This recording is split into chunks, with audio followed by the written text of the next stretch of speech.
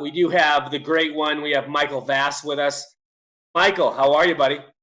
Queen died today, and that's kind of sad. I saw that. Rest in peace to royalty. I mean, she made a big mark on history, and she has a legacy that will forever be remembered. And yet it took how many hours for, Biden to come out with a statement? And then it got really interesting to me. There was an article from The Guardian, which is out of the United Kingdom.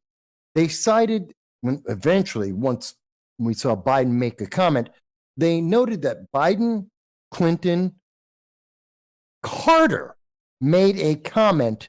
They included in that Nancy Pelosi's comments. And get this, they included George Takei. You know how many Republicans they mentioned? How many Republican presidents they mentioned? 0. It's just insane the way that we are seeing the bias put out there, even in something that is as tragic as the death of a world leader or figurehead that's seen so positively. Even with that, the far left cannot step away from their politics and had to eliminate. You would have expected that they would have had comments from all of the presidents. Nope, just the Democratic presidents. I mean, really, is that a moment that we need to see this kind of political divide in? This is scary to me, especially when we see Liz Truss is now the prime minister in the United Kingdom, which affects our relationship with the United Kingdom. And she is weak. She is already exhibiting, she's already gone out and jumped on the bandwagon of feminism and has elected an all-woman team to run the government with her. Not the best people, but the best, well, maybe not even the best women, we don't know, but definitely an all-woman team. But here's the thing, and it's like Ketanji Brown Jackson in the United States. What are they the best person for that job? And we can very much argue the fact that no, they're not. In fact, if you were to put up qualifications of all the individuals that were potentially able to be part of that government, the answer would be no, they're not all the best people.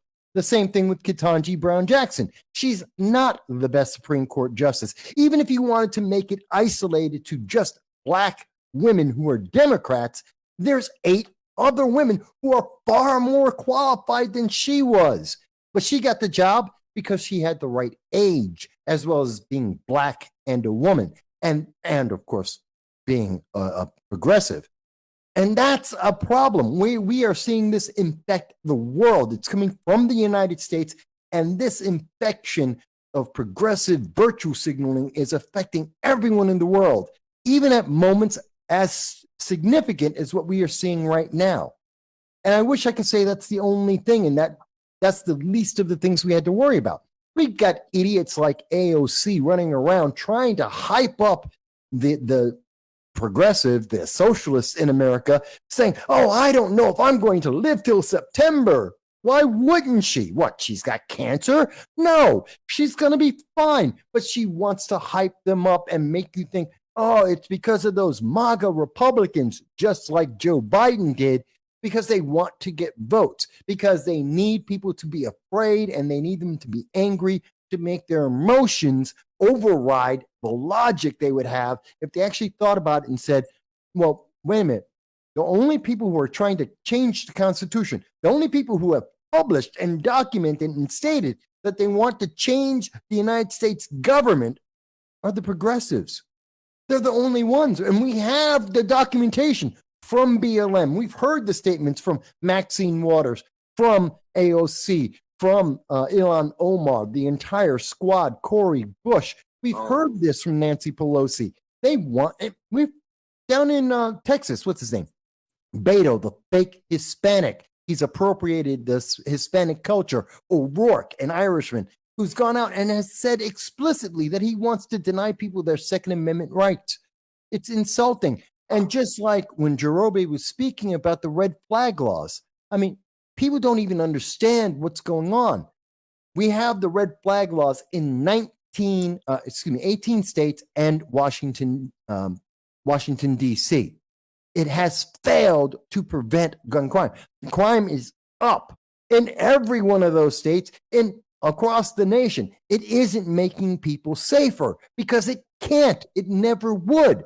And what we have seen is it's been combined with the Bipartisan Safer Communities Act to put a $ on every single gun owner in America. Remember, the Bipartisan Safer Communities Act, all it is a spending bill.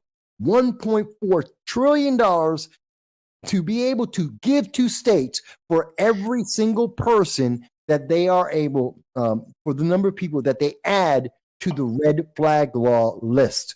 So when the government takes away your rights, they take away your property, and as a consequence, as I have proven many times over the last 4 years, with every politician and lawyer I've spoken to, they will take your children as well. Then the state's going to get paid for this. They have a vested interest in states like California, which is bankrupt, in New York State, which is bankrupt, Illinois, which is bankrupt, Michigan. These bankrupt states, they need the money, and they are getting paid tens of thousands of dollars per person, which is why we see New York State is looking to go knocking door to door. The practical progressive Eric Adams, the mayor, has stated that he wants to send the police door to door to every gun owner with a permit in New York City and investigate each and every one of them. And you wonder, wait a minute, but they haven't broken any laws. They didn't commit any crimes. They haven't made any threats. There's nothing wrong. He wants to check if they're individually, each and every one of them, a threat to themselves or others. And they're going to ask their neighbors and everyone they know about whether they think they're a threat, which means your ex-girlfriends, your ex-wives, anyone who's been doing business with you, maybe lost a business deal. And they're going to ask all of them so that they can find an excuse to take away someone's Second Amendment rights, take away their property, and get paid by the federal government, your tax dollars, to be denied their rights forever. And there is no reason for it. There is no justification. That's insane that we are seeing this. But meanwhile, AOC is saying, but the dangerous people are Republicans, and I don't know if I'm going to live. I don't know if I can run for president. You can't run for president because you're a miserable, stupid hag. Okay, and I don't say that often about many people, but I mean, she's just abhorrent. She has no understanding of economics. She says, oh, people don't like women in power. No, they don't like her in power because she's an absolute idiot. That's why she has yet to pass a single bill in Congress. Never, nothing she has proposed has ever been supported by Democrats. And she wants to blame it on Republicans. Then we have what's going on. Now, obviously, I cannot forget that Joe Biden on September 1st, the anniversary of running away from the Taliban, ISIS, and Al Qaeda, and forming the first terrorist nation in the world, and arming that terrorist nation with an entire army's worth of weapons and supplies. He abandoned thousands of Americans at this moment. It's been over a year. He wouldn't even mention them on September 1st. No, instead, he went out and did a political speech, which is illegal to use taxpayer dollars for a political speech, which is what he did. And in that speech, he copied the imagery, the message, the tone of 1939 Germany, the Reichstag, with soldiers in the background with the red lighting to make sure you had the impression, fear the government, obey, or else the full power of the government is going to come down upon you, because they have declared any opposition as being evil and extremist and a terrorist. Meanwhile, they are the ones who are changing the laws. They are the ones who are creating the extremism. Right. You know they're trying to, you know what they're doing to the education system? On top of everything else I've just mentioned, have you ever heard of equitable grading? Yes. Yeah, I've been reading about it. Okay, people may not be familiar with this. Equitable grading means that if you are Black, If you Yep. understand Yeah, it. they basically can base your grades off of your ethnicity, and they can give you all this special treatment. Because they're white people, so it's okay. White people are evil, black people are victims, and only the government can protect you. And that's why they have equitable grading. If you happen to be black or a person of color and you hand in your homework late, you're not going to have your grade affected. If you're white, of course it will. And we have to make sure that you only have black and people of color teaching students of color, so we need more segregation separating those kids, because separate but equal, who cares what the Supreme Court decided about that? We need to bring that back in. This is what they are bringing in, and they're saying that Republicans are extreme. I'm sorry. I have never heard any Republican say, hey, let's bring back separate but equal. Meanwhile, I hear the socialists and the progressives saying, absolutely, we've got to segregate right now. You can't teach me. You can't represent me unless you have the same color of skin as I do. That is insanely racist, but yet they can say it all day long, and we're the bad guys. This is crazy of what we are seeing here.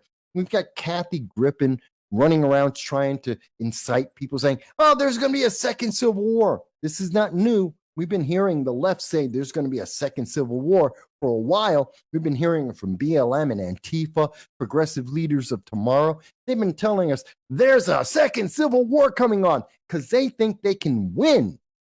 They have yet to understand the devastation they're talking about. They're like, well, we can win because we own the cities. Where do you think you get your food from? You can own whatever city you want. If you can't eat, if there's no one bringing food to you, you're going to die because their cities aren't known for their farming. Okay, let's think about that for a second.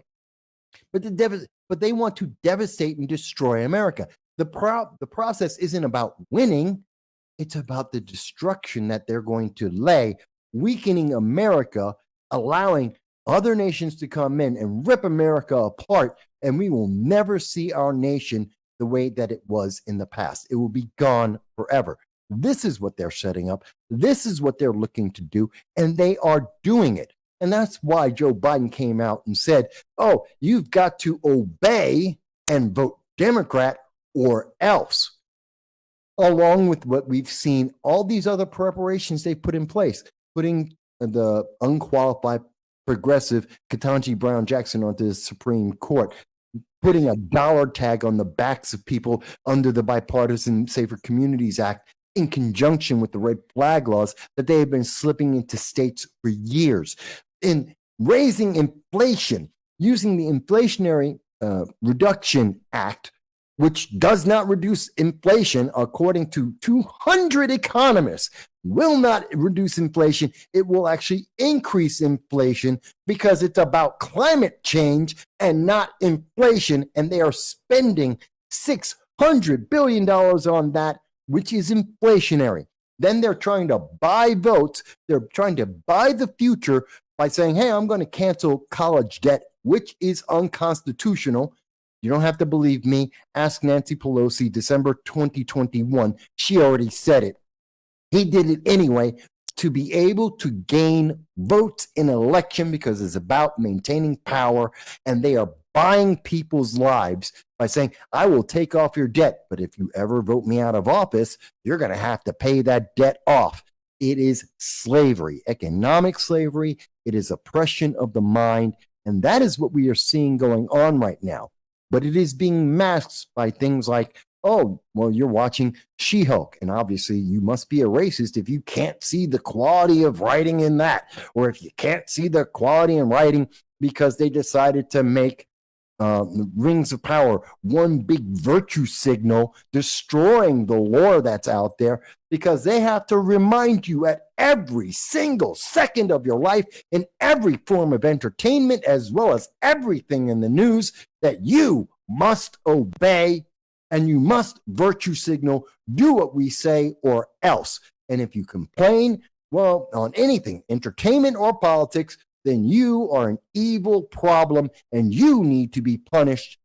We are right on the verge of Kristallnacht. Do you know what that is? Yeah, it sounds familiar. German. It's Kristallnacht, the night of the broken glass. It happened in Germany, right after the Reichstag. And then suddenly, overnight, there were Jews who were killed en masse, just their businesses destroyed. Why? Because they were the others. They were the evil ones pointed out by the government. And what have we been seeing? What have I been talking about here? Look at all the different ways they are approaching, saying, if you don't obey, you are evil. From education, as I just mentioned, talking about self-defense. We're talking about your political beliefs, entertainment. They have left nothing out, and they have prepared everyone by saying, like Kathy Griffin, like several other people, a salon. Why do you care about that D-list actress, Kathy Griffin? She has no meaning. She hasn't been relevant in 20 years. But she is relevant to progressives. No, she's not funny. No, I don't care whether she works or not, but they follow her. Her following on Twitter, her following in the news media, she maintains a base and they obsess about what she has to say. And the news media love that she attacks Republicans for them, so she's promoted because she is obeying and she is trying and she's being the front guard for the rest of the media and the politicians in saying, obey or else. That's why I care, because she's a slave out there just pushing the message and damning people for trying to do anything other than what's approved. And it's terrifying. So, I mean, I've just run through a bunch of things, and trust me, there's way more. There's Chile that woke up and said, hey, the most progressive constitution that has ever been written, throw that in the toilet. They threw that away. Why? Because it doesn't make any sense. And they said, no, we'd rather have a dictator than have the progressive constitution that was written up by a bunch of leftists. That's how we are in a critical point in the world. And it's not the inflection point that Joe Biden wants you to think it is. It is completely the opposite way.